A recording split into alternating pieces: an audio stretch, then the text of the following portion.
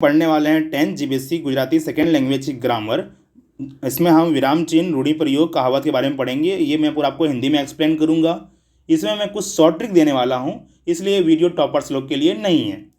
देखिए हमारे पास फ्रेंड विराम चिन्ह की बात करते हैं तो हमारे पास टोटल 5 प्रकार के विराम चिन्ह यहाँ पूछे जाएंगे आपको, जिसमें आएगा पूर्ण विराम, प्रश्नवाचक चिन्ह, उद्गार चिन्ह, अल्प विराम चिन्ह और अवतरण चिन्ह।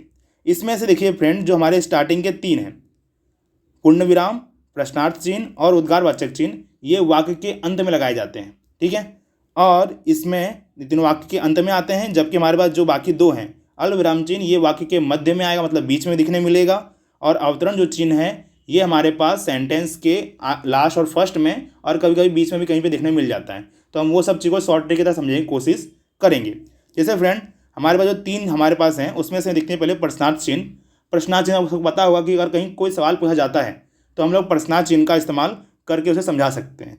वही अगर किसी में सेंटेंस में कोई फीलिंग शो हो रही हो, जैसे गुस्सा दिखा दे रहा है, कोई मतलब प्रेम दिखा रहा हो, कोई शौक दिखा रहा हो, तो उसमें क्या करते हैं, उद्गारवाचक चिन्ह लगाते हैं। ठीक है, अब इसके अलावा अगर किसी सेंटेंस में दोनों चीज़ें नहीं आ रही हो, प्रश्नार्थ चिन्ह नहीं बन रहा हो, उद्गारवाचक चिन्ह मतलब कि दोनों, ना प्रश्न पूछ रहा हो ना उद्गारवाचक चिन्ह मतलब कोई फीलिंग एक्सप्रेस कर रहा हो, तो उसमें हम क्या करते हैं, पूर्ण विराम लगा के सेंटेंस को कंप्लीट कर सकते हैं। इसे हम एक तरह से शॉर्ट ट्रिक भी मान सकते हैं कि भाई हमारे पास सेंटेंस क्या हुआ, कोई क्वेश्चन नहीं लग रहा मेरे को, उद्गारवाचक चिन्ह मतलब कि कोई फीलिंग नहीं आ रही है।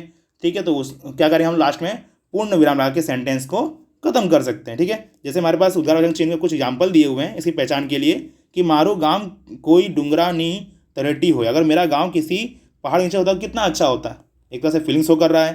फिर कच्ची भरवानी जेम ऊँट ऊपर आखो घर लईने भड़वा मरे तो, अगर मुझे कच्छ के लोग तरह पूरा गांव एक ऊँट के ऊपर घूमने को मिले तो। फिर मारो जीवन अंजलि था जो, अगर मेरा जीवन दूसरे के लिए अर्पित हो जाए तो। एक तरह से क्या कर रहा है कि एक तरह सोच बता रहा है। लास्ट में क्या क्या एक्सक्लेमेटरी सिंबल देखने को यहाँ पे मिलेगा आपको।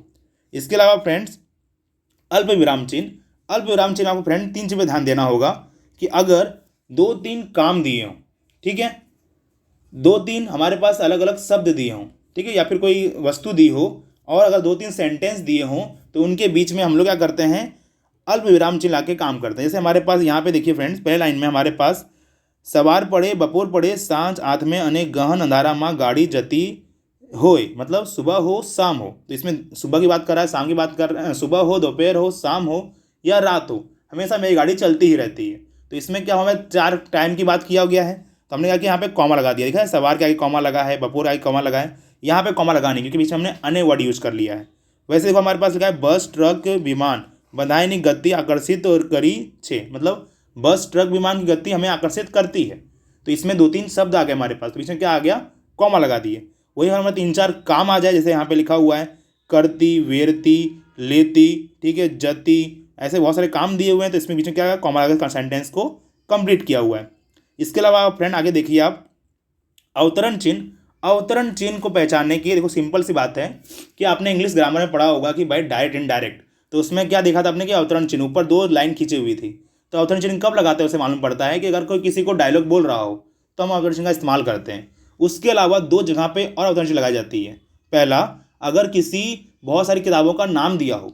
दूसरा, कि भाई किसी लेखक का उपनाम दिया हो, तो हम अवतरण चिन्ह लगा इसे कंप्लीट कर सकते हैं। जैसे हमारे पास दिख रहा होगा आपने, पहले लाइन में बहुत सारी किताबों के नाम दिख रहे हैं, ठीक है, तो अवतरण चिन्ह लगाया हुआ है। यहाँ पे नटवर लाल कुबेरदास पांड्या का उपनाम दिया हुआ है, हमने उस पर अवतरण चिन्ह लगा दिया है। और यहाँ पे फिर कोई डायलॉग बोला गया तो हमने दोनों साइड अवतरण चिन्ह लगा के कंप्लीट किया हुआ है। ठीक है फ्रेंड, देखिए फ्रेंड हम कुछ एग्जाम्पल की समझने की कोशिश करते हैं। देखिए फ्रेंड हमारे कुछ एग्जाम्पल दिए हुए हैं, मारा एक गाम ना पांदरा माँ थई ने एक नदी बहती होए तो केवो सारू, अगर मेरे गांव के पास से एक नदी बहती तो कितना अच्छा होता। तो एक सोच हो रही है, तो हमने पता किया था कि सोच में क्या आता है, हमारे एक्सक्लेमेटरी सिंबल आता है। वही लिखा है कि सवार पड़े बपोर पड़े सांझ आत्मे यानी गहन अंधारा में गाड़ी जाती रहे, तो सुबह हो शाम हो या दोपहर हो हमेशा गाड़ी में चलती ही रहती है। तो इसमें बीच में क्या आएगा, हमारे पास 3-4 पीरियड टाइम दिए हुए, तो बीच में क्या आने वाला है, कॉमा, सॉरी यहाँ पे नहीं लगेगा, यहाँ पे आएगा कॉमा। ऐसे बढ़ा यहाँ पे अने वर्ड आ गया तो हम यहाँ पे कॉमा यूज नहीं करने वाले, हम 2 ही कॉमा लगाने वाले हैं, एक सवार पड़े एक बपोर पड़े के बाद में। फिर बर्फ नो गागड़ो लायो छो के गागड़ी, मतलब बर्फ का टुकड़ा लाए हो कि बड़ा सा पत्थर ले आए हो। तो ये तरह क्वेश्चन पूछा जा रहा है, तो हमारे पास क्या आ गया, क्वेश्चन मार्क सिंबल आ गया। वही यहाँ पे देखिए, एक तो बिगड़ो मार्ग, एक तो खराब रास्ता, ऊपर से जान का खतरा। तो इसमें क्या चाहिए, सेंटेंस में एक सेंटेंस पूरा हो रहा है, फुल स्टॉप आना चाहिए, साथ में ये कोई डायलॉग ही बोला जा रहा है। तो हम क्या करेंगे, इसके ऊपर एक्सक्लामेटरी सिंबल मतलब सॉरी अवतरण चिन्ह लगा देंगे इसके ऊपर। ठीक है, तो इस तरह से हमारे पास हम सेंटेंस को पहचान सकते हैं, अगर आपके दिमाग में रूल बैठा है तो। ठीक है, तो एक बार रूल को आप अच्छे से पढ़ लीजिएगा। देखिए यहाँ पे ऐसे सबके सोल्यूशन दिए हुए थे। ठीक है, अब इसके अलावा हमारे 2 टॉपिक और हैं। क्या है हमारे पास, हमारे टॉपिक और थे रूढ़ि प्रयोग और कहावतें। ठीक है, तो रूढ़ि प्रयोग और कहावत में कैसा होता है कि रूढ़ि प्रयोग मतलब कि कोई ऐसी भाई जो रूढ़ि कोई ऐसा कैसे क्या हुआ, एक रूढ़ का हम तो सर मुहावरे ही बोलते हैं। मुहावरे मतलब क्या होगा कि भाई सेंटेंस कुछ और लिखा होगा बट उसका मतलब कुछ और निकलता होगा। वही कहावत में क्या होगा कि भाई किसी बारे में कुछ कहा जाता होगा।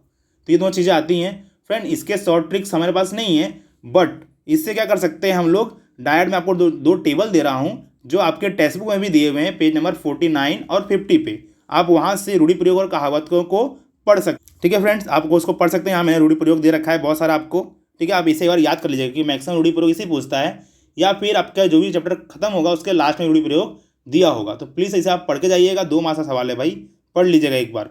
साथ में ये हमारे पास कुछ कहावतें दी हुई हैं, ये पेज नंबर हमारे 49 और 50 पे दिया हुआ है। उम्मीद है कि आपको बहुत कुछ इसमें समझ में आ गया होगा। तो आपके एग्जाम के लिए आपको ऑल द बेस्ट।